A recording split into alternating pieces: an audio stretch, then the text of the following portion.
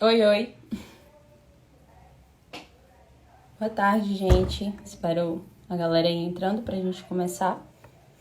Hoje a gente vai falar de um tema bem distinto, também de... Na verdade, a gente precisava fazer uma análise muito mais profunda, que não dá pra fazer em uma hora, mas a gente quer trazer o básico aqui pra vocês, de arquitetura prisional. Na verdade, o tema da live é a invisibilidade da mulher no cárcere, nas prisões brasileiras, falando de Brasil. E é um tema... Ai, Milly entrou. E é um tema bastante polêmico e que... Vamos esperar a galera entrar. Mai, oi. E honestamente hoje eu tô bem ansiosa e bem nervosa porque a nossa convidada de hoje, Erika Sun, ela é uma referência pra mim.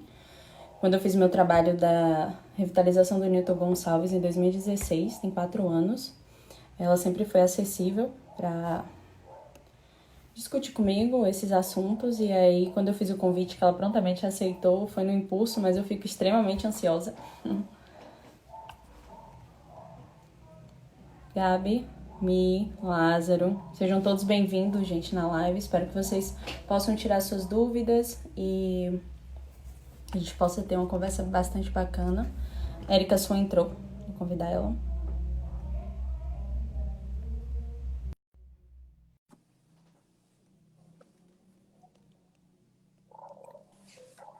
Oi, Oi, tudo bom? tudo jóia? E com você? Como é que você tá? Graças a Deus, tudo ótimo. Tudo bem. É, como a gente combinou, eu acho que eu vou deixar você se apresentar primeiro, para a galera lhe Ok, conhecer, e aí a gente começa a discutir. tá bom. Então, eu sou a Érica Sun, eu sou arquiteta, sou advogada. Desde aquela época ainda de graduação, comecei a mexer com arquitetura prisional. É, o que me levou a ir para essa área foi porque eu estava me formando em arquitetura e eu fazia direito na mesma época e comecei a estudar direito penal. E aí, verificando que cada regime da pena tinha um estabelecimento penal específico, eu parei para pensar, né? Como assim? Não existe isso na vida real. Então, eu comecei, meu trabalho de graduação foi um estabelecimento penal, e desde então eu comecei a trabalhar com isso. Eu trabalhei no DPEM como arquiteta, visitei uma série de construções de estabelecimentos penais no Brasil inteiro. E aí a minha pesquisa, tanto no mestrado quanto no doutorado, foi nessa área. Muito legal. Você tem um canal no YouTube também, depois Sim, de... É recente, né, Erika? sim, montei Que... muito recentemente. Mas É. ainda bem que tem, porque é um assunto que a gente tem muito que botar em pauta mesmo para debater, porque ainda é invisibilizado. E quando a gente fala de mulheres, isso é sentido duplamente, né? As mulheres Uhum. são invisibilizadas no cárcere. E aí, como a gente conversou, eu pensei da gente dividir a live, primeiro iniciando falando do perfil da mulher encarcerada no Brasil. Então, quem são essas mulheres que sofrem com o sistema prisional brasileiro?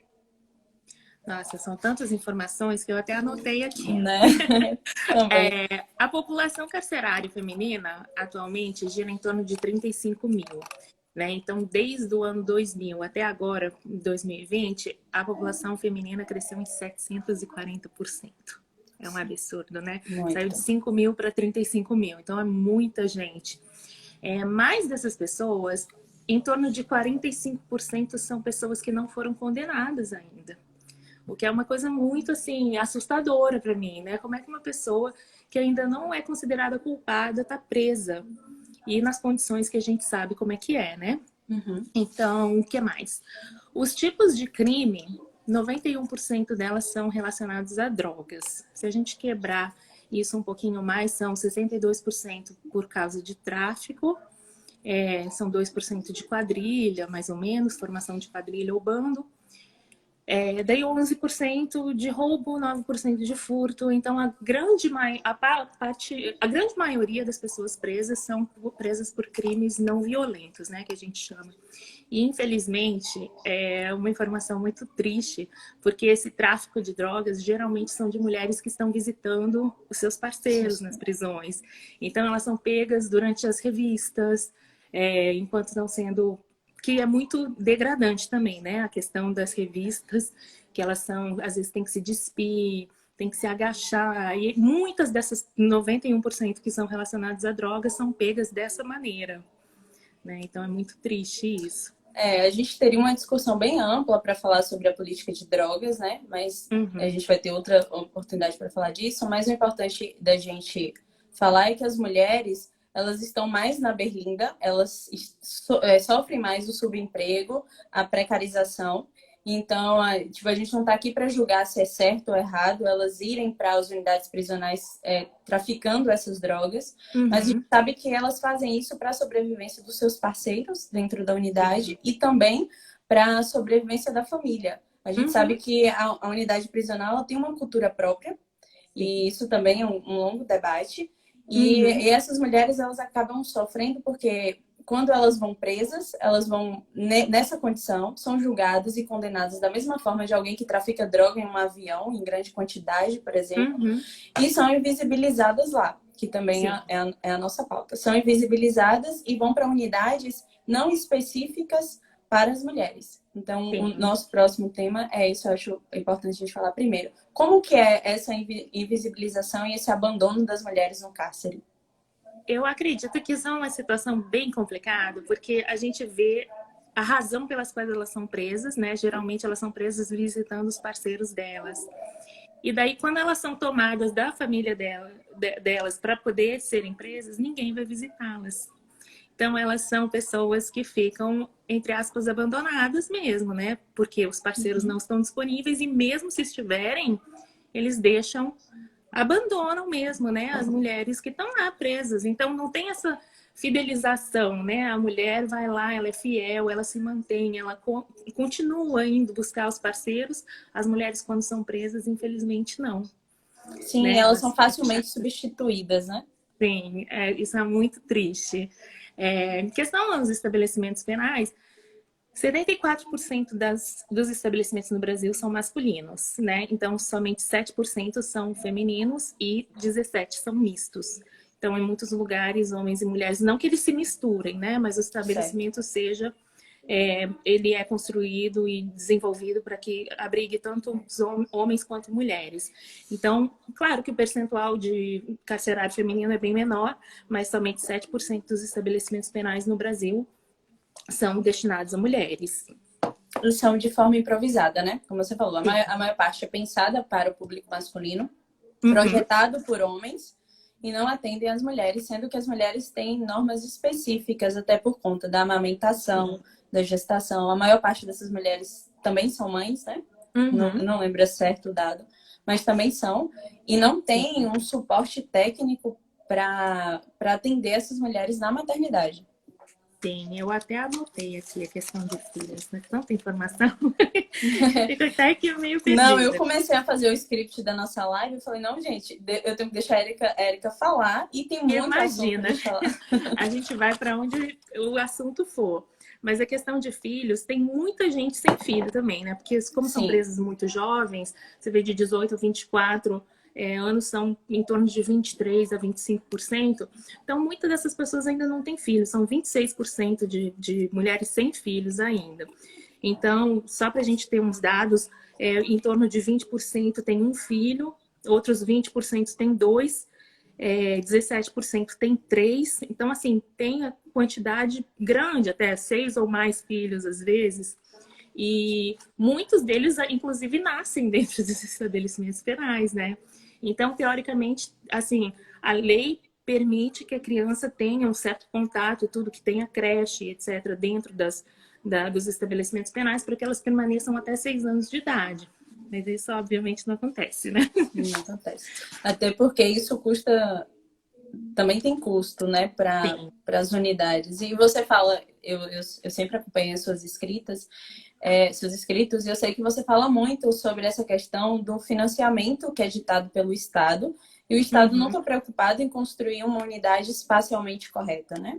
Está preocupado em cumprir estatísticas, por exemplo. Sim, eu acredito que eles criaram diretrizes, e as diretrizes são bem livres, inclusive, né? Muita gente me pergunta qual o melhor material de construção, qual o melhor sistema construtivo, e essa é uma pergunta muito difícil de responder, porque depende, lógico, do estado, depende do tipo das pessoas que vão ser presas. E lógico que uma das coisas que as pessoas mais se preocupam é a questão da segurança. Então, eles elevam a questão dos materiais, da segurança. Então, por exemplo, o concreto tem que ser da maior resistência possível, quando na verdade não haveria essa necessidade toda, né? Então, os custos são sempre os primeiros a serem observados. As outras coisas são secundárias.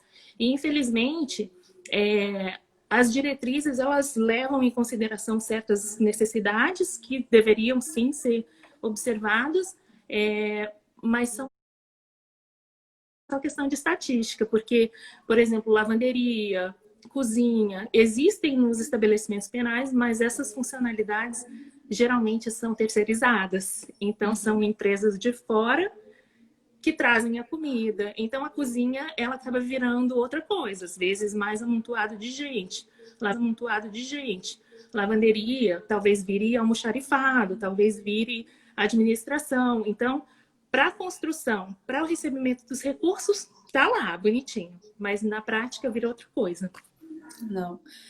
Como você falou, a gente muito discute a evolução dos materiais da engenharia na arquitetura prisional e pouco se discute a evolução espacial, né? Qual o efeito que a prisão tem em todo mundo que vive esse contexto prisional, desde os agentes até os profissionais de saúde e o próprio preso ou presa. Pouco se discute sobre isso, né? E vende um produto muito caro, que é a ressocialização. Na verdade, o Estado promete isso para a gente, para a população, mas não cumpre, porque a realidade dos presídios brasileiros é outra, né? E dá até para você falar um pouquinho sobre isso, a superlotação, como que é a realidade das prisões brasileiras no geral, e não é diferente quando a gente faz o recorte feminino. Sim. O déficit de vagas é muito grande, né? A gente tem uma população que já está em terceiro lugar no mundo, né? São mais de 700 mil presos no Brasil. E, assim, as condições não são muito boas. Alguns estados são melhores do que os outros, por exemplo, o São Paulo, Rio de Janeiro, Distrito Federal, não são parâmetro para a gente se comparar com outros estados.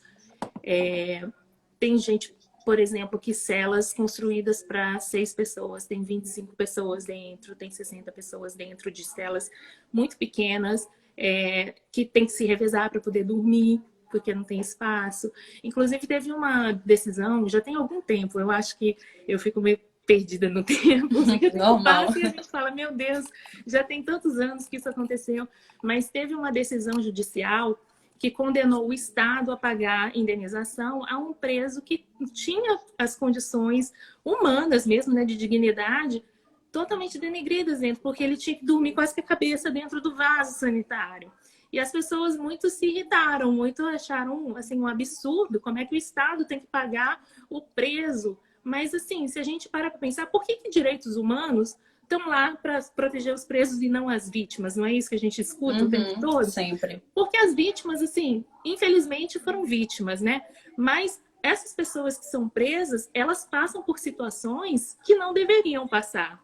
Né, que são coisas que nenhum ser humano deveria passar. Por isso, os direitos humanos estão lá para proteger, pelo menos, o mínimo dessas pessoas. E aí, quando acontece esse tipo de coisa, que o governo, no caso, a justiça, condena o próprio Estado a ressarcir, né, a humilhação que o ser humano passa numa situação dessa, causa muita revolta. É interessante, né?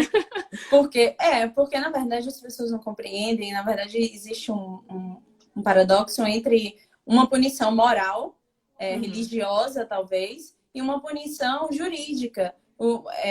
Eu não sou da área do direito, mas você vai poder dizer mais isso, mas se você comete um crime, lógico que você tem que cumprir a sua pena estabelecida em lei, já que as leis existem para ser cumpridas. Mas você precisa ter um básico da sua dignidade respeitada, até porque a gente sabe que hoje as prisões, elas funcionam como uma espécie para tornar o homem mais selvagem do que ele já é.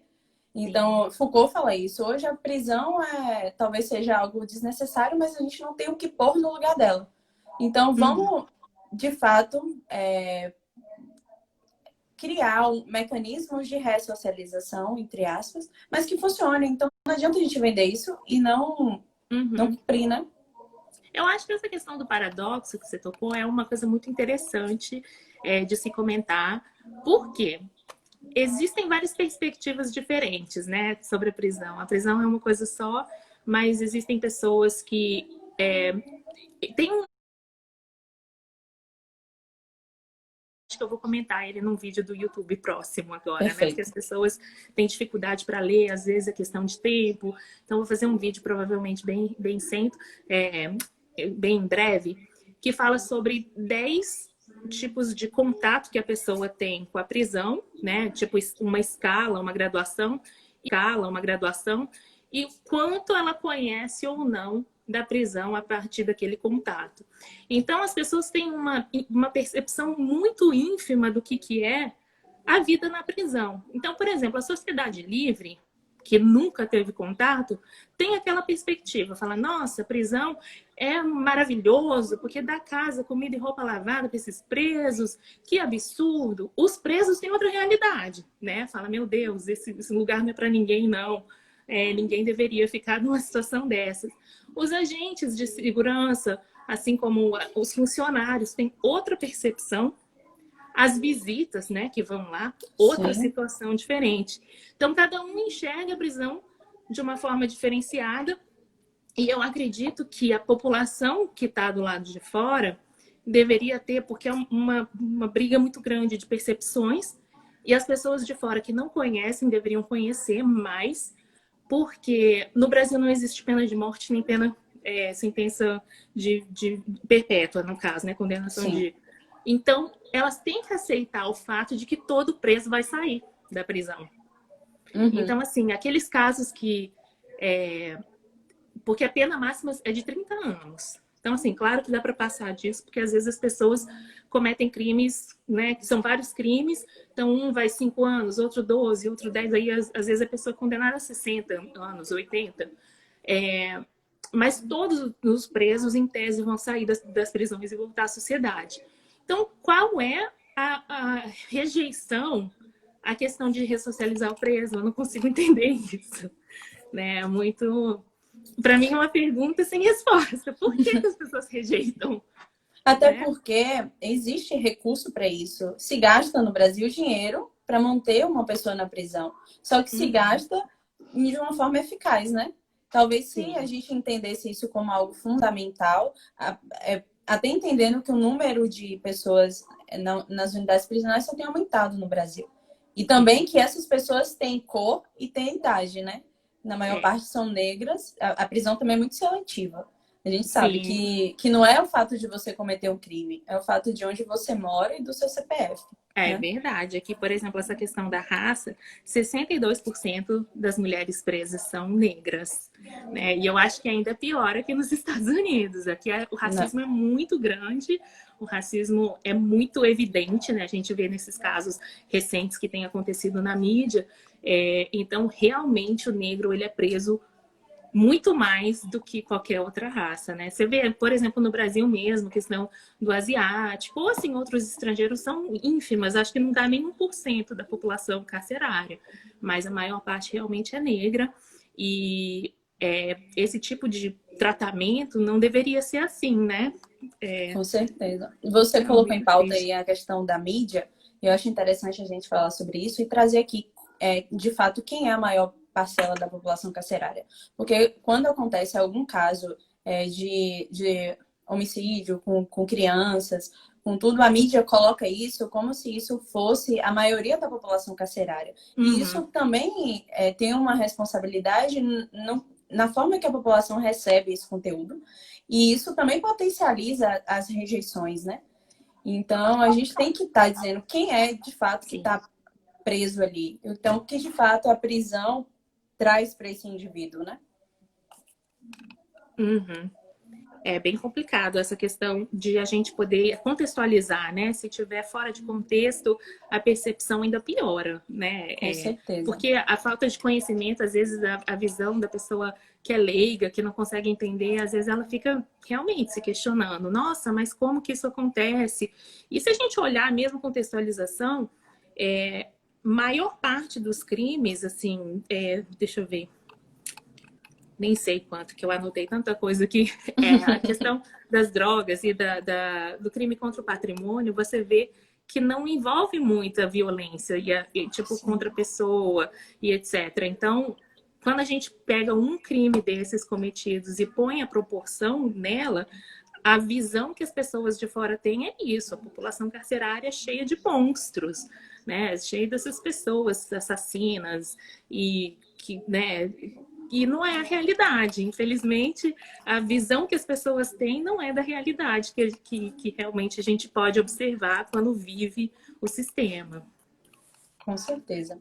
E também, Érica, quando a gente fala de mulheres, a gente não pode esquecer as mulheres trans, né? Nesse processo. Que também, já a gente falando da relação em sociedade, a mulher trans, ela já sofre a invisibilização na nossa sociedade. Então, a mulher trans, ela não está no mercado de trabalho, ela não está nos lugares que a gente frequenta. Normalmente, ela sempre está à margem da sociedade, porque ela também é expulsa de casa, é expulsa da escola. Quando a gente fala do encarceramento, também reproduz essa lógica. A gente vê... primeiro, eu queria saber se existem dados que eu não encontrei para saber a porcentagem de pessoas trans que estão nos estabelecimentos prisionais.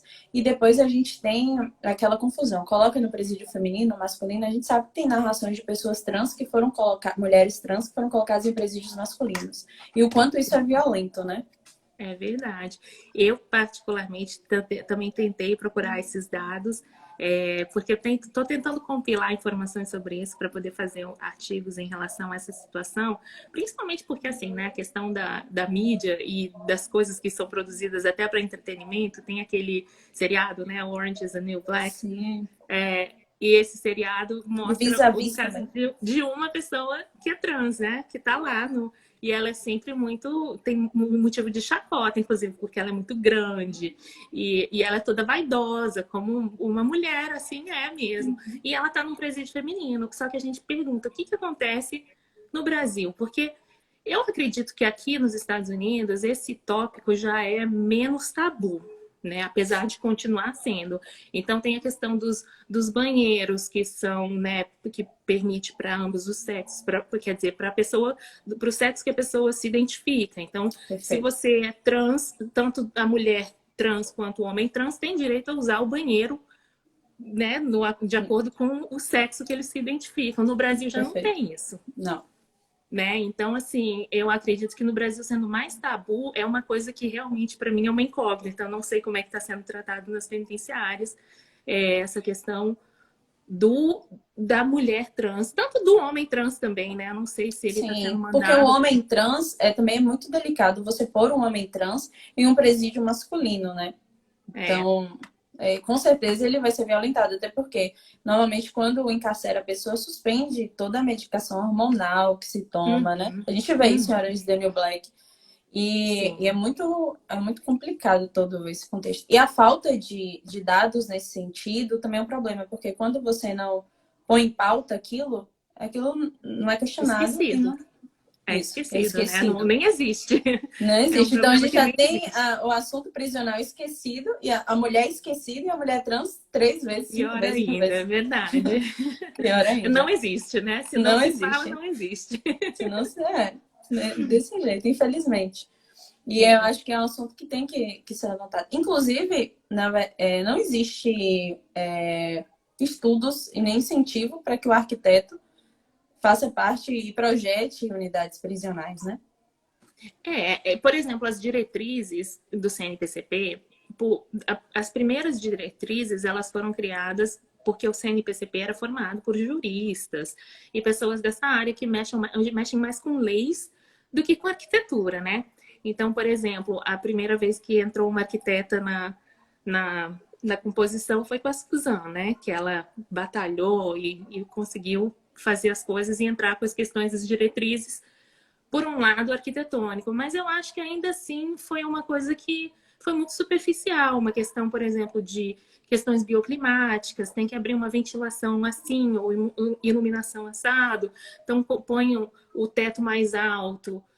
Só que eu acho que isso são questões técnicas que têm que ser observadas sim, Mas as pessoas têm que entender que muito da unidade prisional é de interação pessoal.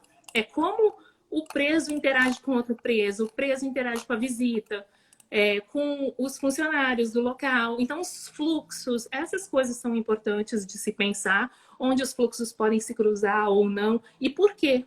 Então, assim, porque a arquitetura ela tem que ser muito intencional, né? A gente tem que falar, por exemplo, por que a gente faz uma praça? Por que a gente faz numa escala maior, né? Porque a gente quer que as pessoas se encontrem lá. Por que a gente, naquela convergência de rua, põe aquele espaço vazio e fala assim, por quê? Para as pessoas se encontrarem. Então, por que não se pensa dessa forma num estabelecimento penal? Eu quero que as pessoas se encontrem aqui porque aqui elas vão ter uma interação positiva. Elas vão trabalhar juntas, elas vão conversar. Aqui eu não quero que elas se encontrem, porque aqui elas podem brigar, elas podem causar, sei lá, trazer algum tipo de contrabando. Então, vamos evitar esse tipo de espaço. Então, eu não acho que a arquitetura prisional tem que ser pensada em termos de sistema construtivo, especificamente, ou de janelas abertas ou fechadas, com persianas, com abertura controlada ou não. Lógico que tem que se pensar nisso, mas tem que se pensar ainda mais na questão de pessoa, porque a arquitetura mexe, né, com as pessoas. Como você falou, o contexto da superlotação, primeiro a gente tem que enfrentar isso, né? A gente sabe, duas coisas que a gente percebeu agora em 2020. Primeiro, estar confinado dentro da sua própria casa, com as pessoas que você ama, ou de repente se relacionando virtualmente com as pessoas que você ama, é posto como um desafio pra gente. Tem abalado emocionalmente muita gente. Agora imagina você ficar confinada com alguém que você não conhece, sem poder ter uma distância adequada, que é o que a gente chama de espaço de fronteiras, né? Você acorda e dorme com uma pessoa que você não conhece, tem que conviver com aquilo em um espaço extremamente hostil. Como que alguém pode ser melhor a partir dessa perspectiva, né? É verdade. É verdade. Principalmente porque, assim, se a gente pensasse em termos do que a gente vê em filme, né, que é uma coisa bem americanizada, que eles só dormem dentro da cela e passam o dia inteiro fora, seja trabalhando, seja num pátio de sol ou interagindo com outras pessoas, ainda era menos pior, né? Mas não, eles ficam confinados nas suas celas muitas horas do dia. E agora com o Covid, então, que a gente está, né, discutindo a questão da gente ficar preso dentro de casa, nós que somos pessoas que temos casa, temos família ao redor, já é uma coisa que tem causado muita depressão, muitos problemas, distúrbios mentais, né? Coisa da saúde mental está sendo muito afetada. Imagina o preso que teve todas as visitas cortadas, foi a primeira providência, até com os advogados estão tendo uma situação mais restrita, né? Os advogados são os únicos que podem realmente estar em contato com eles e mesmo assim é um contato muito restrito. Algumas unidades prisionais têm a capacidade de fazer videoconferência e tudo, outras não. Mas, por exemplo, no Distrito Federal eles estão fazendo uma coisa chamada cartinha, né? Eles fazem a cartinha e mandam por e-mail. Só que eu conversei com um monte de visitas, porque eu estava revisando o livro, né? Que eu estou para publicar agora, em breve, com fé em Deus. Quero comprar na pré-estreia. Então, eu estava conversando com um monte de gente para saber que tipo de alteração aconteceu nas penitenciárias, nas unidades prisionais, por conta do Covid. Então, essa questão das cartinhas, infelizmente, eu não consegui mexer com nada na parte de prisões femininas, porque em Brasília, por exemplo, só tem a colmeia, né? E lá não tem nem espaço específico para visita, nem para visita, nem para visita íntima. Então, é muito difícil arrumar esse tipo de informações, mesmo porque eu tenho que admitir, meu foco sempre foi numa forma muito mais genérica do que nessa parte de prisão feminina. E aí, então, o que eu conversei, porque, lógico, as visitas das prisões masculinas são mulheres, né?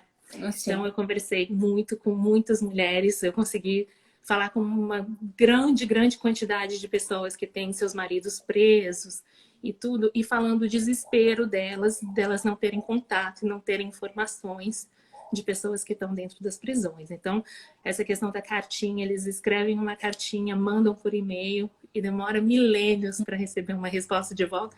E elas se conversam também e falam, parece que eles que mandam escrever o que eles escrevem. Porque, assim, é escrito à mão, né? Então, a gente sabe que é a pessoa que escreveu.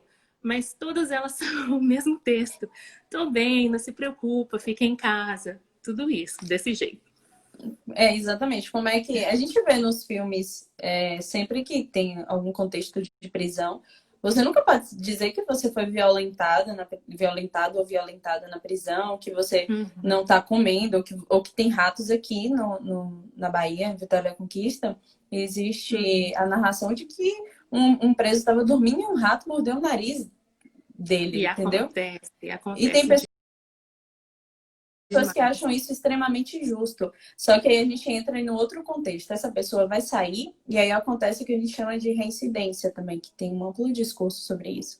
Mas eu acho que é Sim. uma pauta também importante da gente falar, porque se a gente Uhum. tivesse pelo menos uma redução de danos da prisão, a gente poderia diminuir também o número de reincidentes, né? Sim, eu acho que é questão muito também de estigmatização, né? Eu acho que teve outro assunto, eu coloquei um dos posts no Instagram, mas não comentei também. Como é muita informação, eu não consigo organizar de como que eu vou comentar, como que eu vou falar, de que forma que eu vou escrever. Mas a questão da teoria da rotulação. Então, a gente tende a rotular e à medida que as pessoas são rotuladas, é muito difícil tirar aquele rótulo.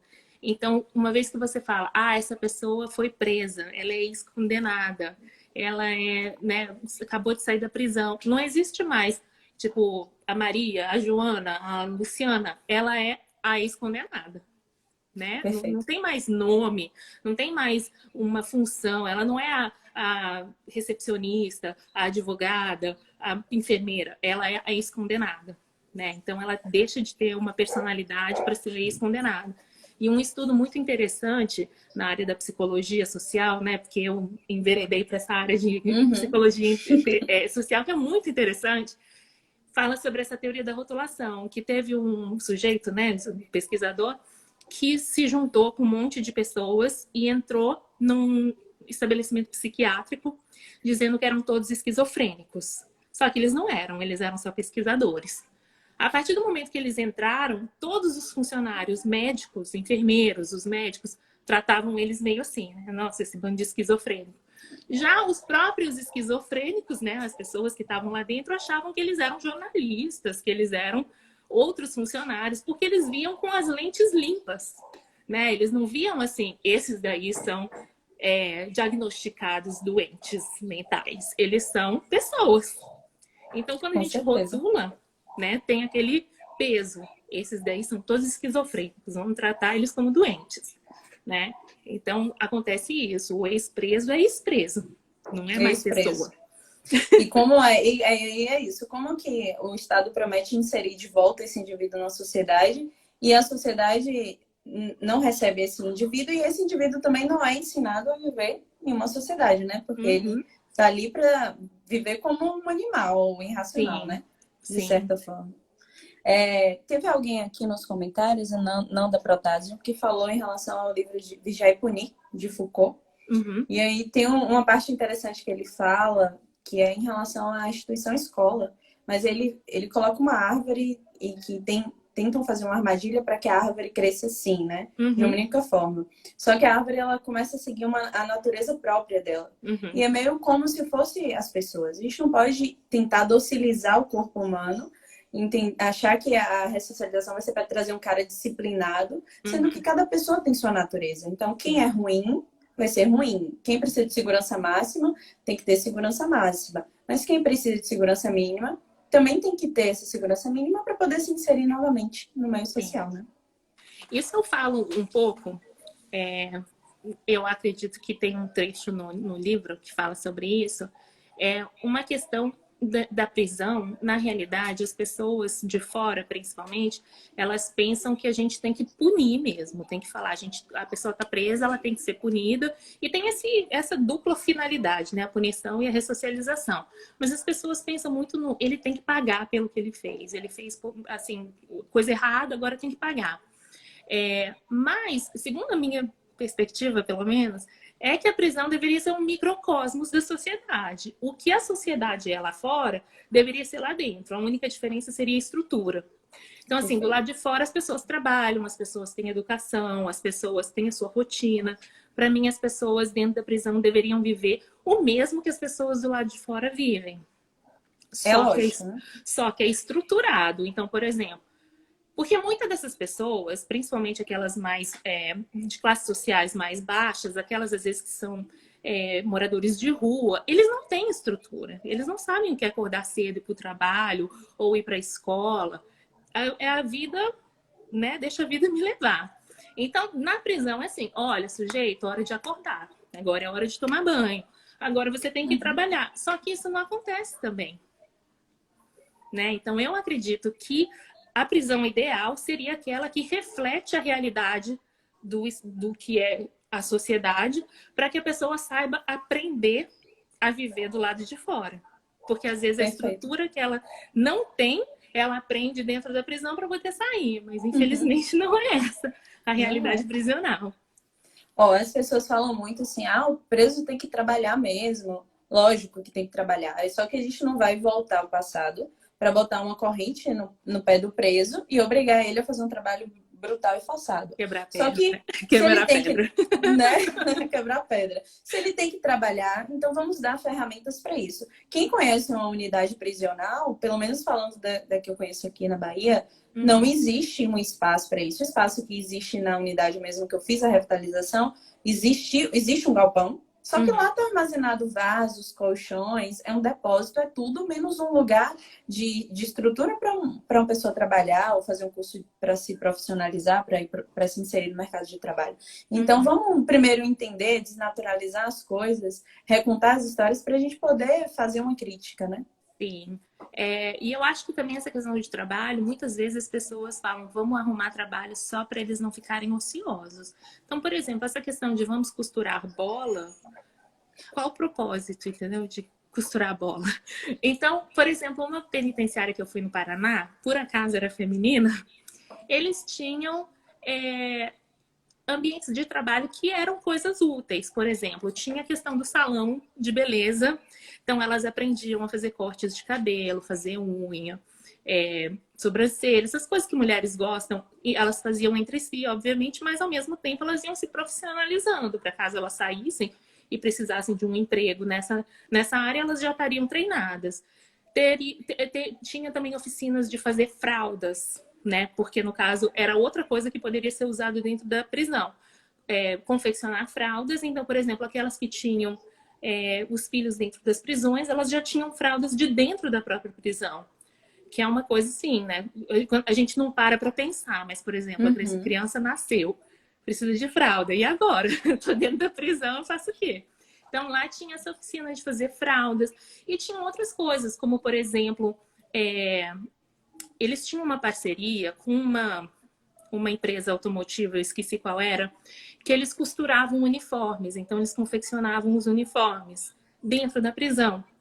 Então são coisas que são úteis. A pessoa bordar a logomarca, ou costurar mesmo, saber Sim. fazer um uniforme, uma roupa. Isso são coisas úteis, não é aquilo de vamos, né, costurar a bola.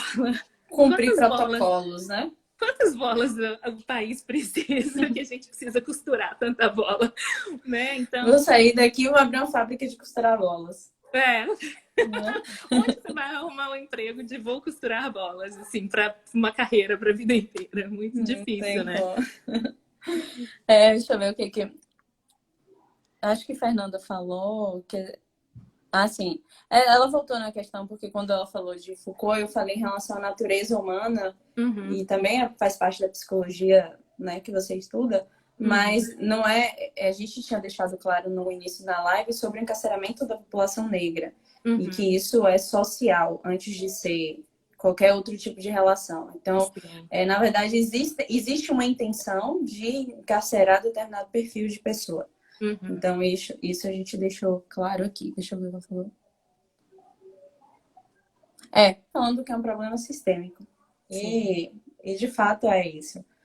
E a gente tem. Aí a arquitetura vem como um instrumento de redução de danos uhum, disso, né?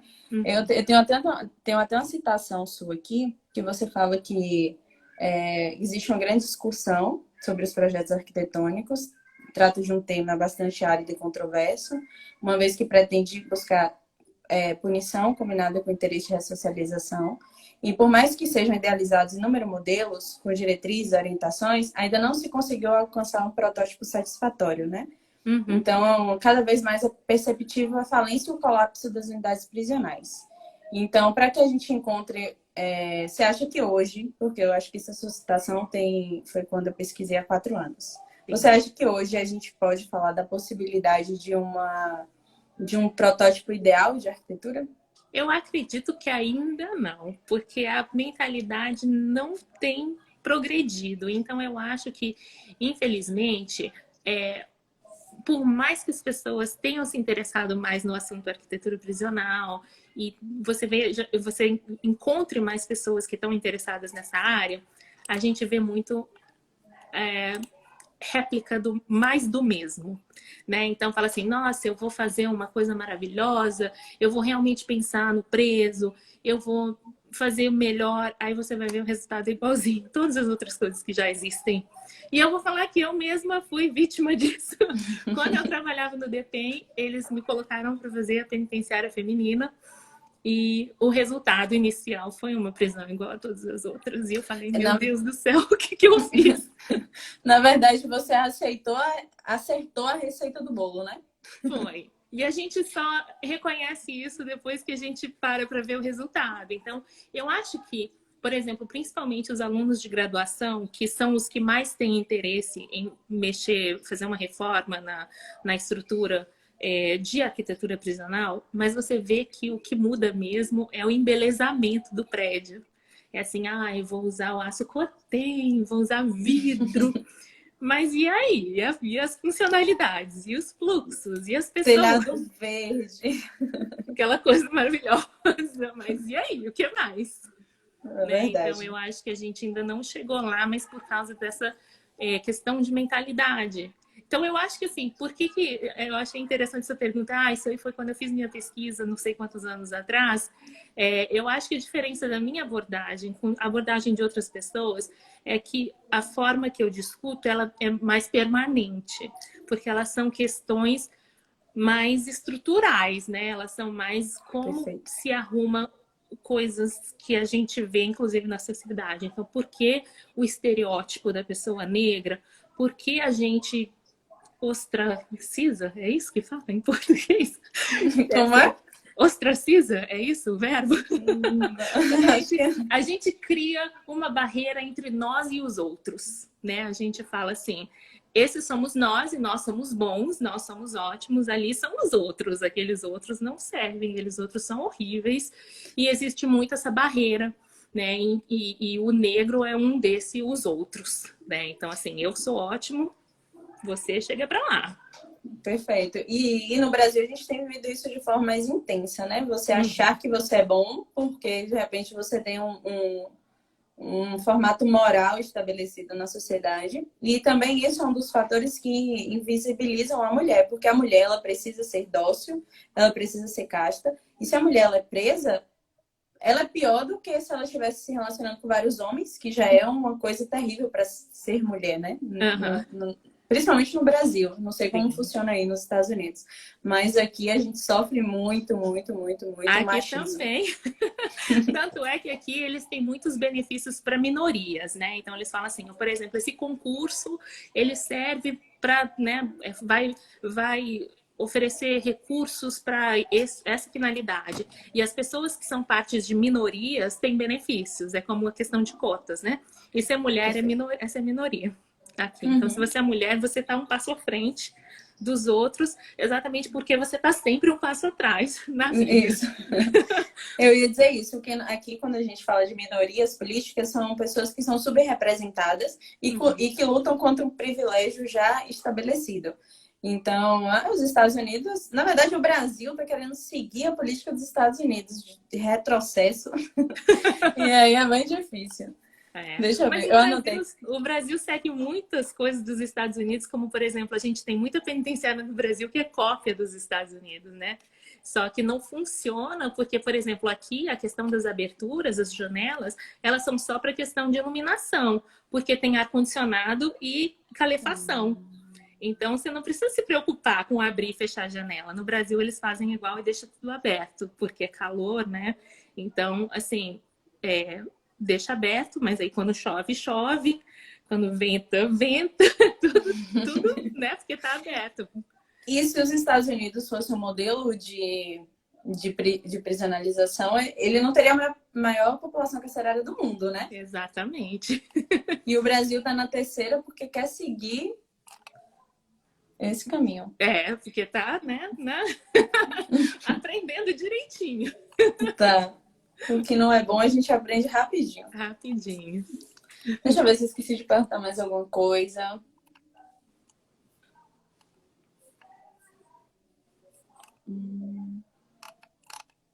Acho que a gente pode falar um pouco sobre os modelos prisionais, né? Como que se dá a pena no Brasil, talvez, para que as pessoas entendam que é um regime aberto. Sim. Que eu acho importante até para ter essa diferença. Né? Eu acho que é muito questão de legislação e questão de vida real, né? Então, segundo a legislação, a diferença entre o estabelecimento de regime fechado e regime semiaberto é somente a cela. Porque o regime fechado, segundo a lei, né? Segundo a lei de execução penal, o regime fechado deveria ser cela individual e o regime semiaberto a cela coletiva. Aí o regime aberto já é mais um galpãozão, uma casona enorme, tanto que chama de casa de albergue, né? De albergado. Então estaria todo mundo lá e o trabalho seria mais externo, seria mais uma situação como vida normal, mas com toque de recolher, digamos assim, né? Tem que voltar para dormir tal hora. Mas o regime fechado e semiaberto, em tese, deveria ser a mesma coisa, com a diferença da cela individual e cela coletiva. E isso tem uma explicação pela evolução, né, da arquitetura prisional, que na realidade a gente pensa que não é muito antiga essa história de pensar num espaço prisional. Mas a ideia tanto é que a gente fala penitenciária, vem da penitência, né? A questão bem religiosa. Vamos nos conversar com Deus e nos arrepender. Então, o regime fechado é nessa situação. Eu cometi um crime, foi um absurdo. Deixa eu me recolher aqui, meu espaço individual para poder refletir realmente, meu Deus, que erro foi esse? Se regenerar para depois poder voltar à sociedade, então a cela coletiva, para permitir essa interação entre as pessoas que foram recuperadas do crime absurdo que fizeram, para poder sair para a sociedade no regime aberto. Então seria essa a ideia de progressão da pena, que na verdade não existe. Não existe, porque como você falou, hoje a maior parte da população já presa nem sequer foram julgadas, né? Sim. Então imagina você passar por esse processo de diminuição da pena, progressão da pena, que é o sistema. Tem uma pergunta legal aqui, ó, que é de Samara Sam, quero mandar um beijo, sempre presente nas minhas lives. Existe uma diferença na demanda por projetos de arquitetura de presídio masculino e feminino nos editais de licitação? Ou os presídios são licitados sem considerar essa diferença de gênero? Geralmente, quando são licitados, eles já são licitados de acordo com a necessidade do Estado, né? Então, se o Estado precisa de um estabelecimento feminino, eles vão licitar o feminino. Se for masculino, eles vão licitar o masculino. A grande maioria dos pedidos de convênio para o DEPEN, por exemplo, né? Que o DEPEN, como fundo nacional, que ajuda com, sei lá, 70% do valor dos custos das construções, a maior parte é masculina. Perfeito. Eu tenho um levantamento aqui que eu fiz ano passado. Eu acho que não tem atualização, porque também a gente tem essa dificuldade do IFOPEM atualizar os dados, né? Sim. Prisionais, mas só 6,9% das unidades prisionais do Brasil são pensadas nas mulheres, né? Sim. Como a gente começou a nossa live falando. Uhum. Quando eu fiz a visita aqui em Vitória da Conquista, lá só tinha lá em Vitória da Conquista, que eu tô na cidade próxima, Poções, tinha uma unidade prisional, era para homens, aí eles fizeram improvisado um Converteram, né? lugar para mulheres. E eu não pude conhecer, só tinha assim, tava com tapume, para você ter ideia. E aí eu olhei assim, era um corredor com celas. Aí inaugurou agora um conjunto penal novo. E era para ser para mulheres e homens. Aí acabou que não aconteceu. Todas as unidades, todas as celas do presídio novo foram que de segurança máxima, com portões de concreto, aquela mesma reprodução de modelos estabelecidos, foram ocupados unicamente por homens. E as mulheres continuaram no mesmo lugar de vulnerabilidade, né? Sim. Infelizmente acontece muito isso, né? Deles reformarem alguma edificação que não estava servindo para nada, vamos pôr as mulheres aqui. E os lugares que teoricamente seriam destinados a elas serem, né, redistribuídos e acabarem virando estabelecimento masculino. Perfeito. Aí a gente já falou sobre o abandono, que se a gente for observar as filas, né? A gente tem uma desproporcionalidade. E aí eu até lhe fiz uma pergunta que a última atualização que eu tinha, que as mulheres elas não tinham direito à visita íntima. Isso Sim, depende muito do estado, na realidade, né? Deixa eu ver aqui. O estado que determina isso, porque... E não é bem o estado, é mais o estabelecimento penal, porque cada estabelecimento tem uma diretoria, uma administração, e eles determinam como que as coisas vão funcionar. A visita íntima, ela é permitida, só que aí, dependendo do lugar, eles fazem os ajustes necessários. Mas, por exemplo, eu arrumei aqui uns dados. Unidades femininas têm estabelecimentos penais que têm local específico para visita íntima no Acre, no Amapá, Distrito Federal, Goiás, Mato Grosso, Rondônia e Tocantins não tem espaço específico para visita íntima. Então, se ocorrer visita íntima, ocorre, por exemplo, dentro das celas, né? Separa, gente, vai todo mundo para lá e agora fulano vai ficar aqui nessa cela com a mulher dele. Então, tem muitos estados, como a gente vê, 1, 2, 3, 4, 5, 6, 7 estados que não tem local específico para visita íntima nas penitenciárias. Agora imagina se um homem vai para a unidade prisional ter esse tipo de visita íntima. A mulher se submete a isso, né? O homem não quer mesmo. Não quer mesmo. Então, meu bem, deixa eu ver. Veja se você esqueceu de falar algo também. A gente está chegando nos últimos 9 minutos. Oh, meu Deus. Assim, eu tava pensando no onde a conversa levasse gente, a gente vai. Eu também... De falar tudo. Eu também fui fazendo recorte, tipo assim, falei, não, gente, não vai dar tempo. Tem um comentário muito bacana que é em relação... Você falou das fraldas e é em relação aos absorventes, né? A gente, às vezes, tem campanha de incentivo popular para levar absorventes às unidades prisionais. Sim. Porque não existe uma garantia disso. Verdade. Na realidade, antes de eu entrar nesse doutorado de psicologia social, eu pensei em fazer mais uma extensão. Eu não sabia exatamente que tipo de vínculo com universidade, se ia ser um pós-doutorado, ia ser outro doutorado, o que ele ia ser, mas nessa área de mulheres mesmo. Então, eu até montei uma estrutura toda de como seriam meus estudos, minhas pesquisas nessa área. Eu acho que, assim, eu vou retomar, mas mais de forma informal, para poder fazer esse tipo de diálogo, né, com as pessoas que se interessam, colocar no site, no Instagram, no Facebook, essas coisas, para as pessoas acompanharem como, medidas homeopáticas, um pouquinho de informação a cada momentinho, né? E levantar, sim, curiosidade em relação aos assuntos, né? Em vez de aprofundar bastante, gastar muito tempo e depois as coisas ficarem defasadas, a gente vai colocando em doses homeopáticas para as pessoas ficarem mais curiosas, né? É engraçado que é um tema difícil de você encontrar pessoas adeptas, né, a isso, mas quando alguém de fato gosta desse tema ou se interessa, você começa a perceber o mundo de uma outra maneira, né? Sim. Isso aconteceu comigo. Eu comecei a perceber o mundo de outra maneira quando eu comecei a estudar sobre arquitetura prisional, direitos humanos, e aí eu fui desconstruir um monte de coisa em mim, que foi fundamental, assim, para minha existência. A partir daí eu comecei a revolucionar. E Isso é pronto. muito bom, gosto muito dessa revolução. Fale um pouco também agora, a gente já está chegando nos últimos minutos, do seu canal e do seu livro, e onde a gente pode conseguir, e o que que você também fala no seu canal. Eu fiquei bem Obrigada feliz, por esse e eu quero, e eu também quero ver você assim, ó, ao vivo, falando eu as vou coisas. tentar. Que eu sou super sem graça na frente das Não, câmeras. maravilhosa. Então, meu canal no YouTube eu acabei de abrir, tanto é que ele não tem nem o perfil próprio, né? Não tem como falar, coloca lá Erika Sun que vai direto no canal. Infelizmente ainda não. Tem que ter um número mínimo de inscritos e um número mínimo de visualizações para poder conseguir isso. Eu espero conseguir em breve. Mas eu acredito que se procurar por arquitetura prisional no YouTube, algum dos vídeos já tem aparecido lá. Então, clicando no vídeo, consegue acessar o canal. Mas se procurar por Erika Sun, vai procurar, que tem bastante Erika Sun.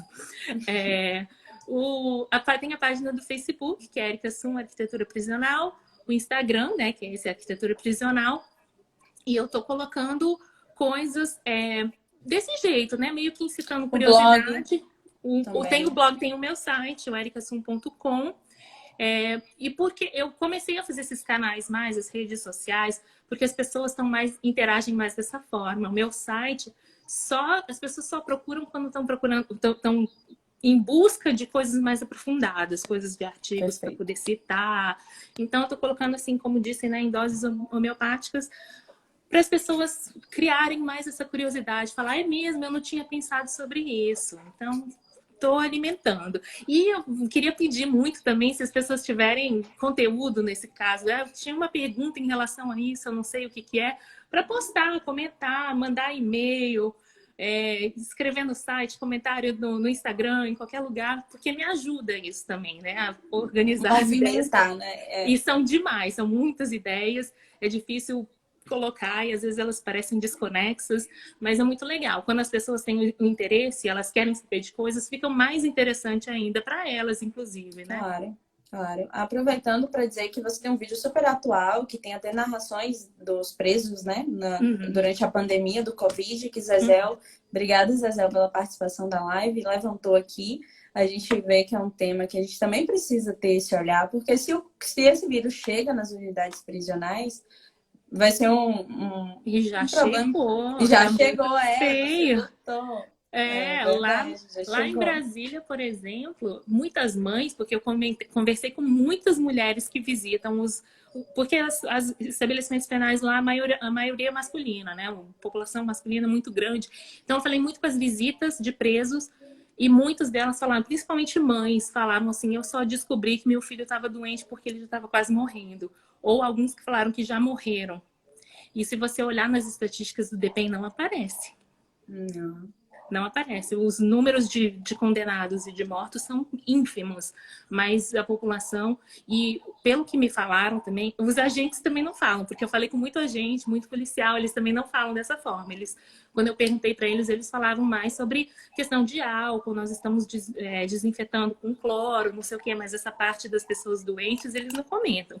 Então, foram os outros presos que me falaram, alguns que foram beneficiados com a saída antecipada, me falaram que muitos presos estavam ficando doentes, eles eram separados, mas porque a forma que eles eram separados era tão ruim, eu não sei exatamente a que eles se referiam, que muitos preferiam não comentar que estavam doentes e se curar na raça. Foram as palavras que eles usaram. Nossa.